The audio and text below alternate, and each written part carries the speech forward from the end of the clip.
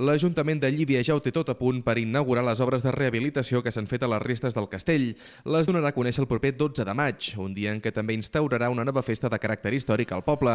I és que el 12 de maig de l'any 1257, el rei Jaume I el Conqueridor va atorgar als veïns de l'aleshores castell de Llívia el dret d'habitar la falda del Turó, que és on s'ubica actualment el poble.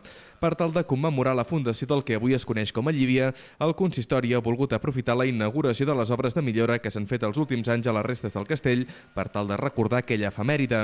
Ens ficarem, la idea és que ens portarà amb el temps, el 12 de maig del 1257, hi haurà el Jaume I, hi haurà els seus nobles, hi haurà nens per allà jugant, tots vestits d'època medieval, i ens convidaran a baixar a la plaça de l'Església i habitar aquí baix. A més d'habitar, aquell dia el que farem és una escudellada popular.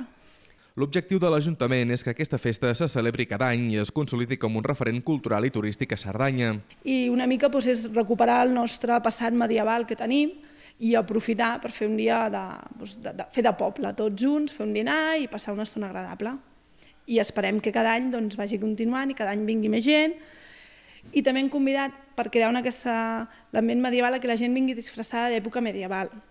Sabem que aquest primer any pot costar més i llavors hem fet una iniciativa juntament amb l'Associació d'Empresaris que és que la gent pot venir aquí al museu, tenim un catàleg de disfresses d'època medieval, pot triar la que vol i a la disfressa que hi vol li subvencionem l'Ajuntament 5 euros.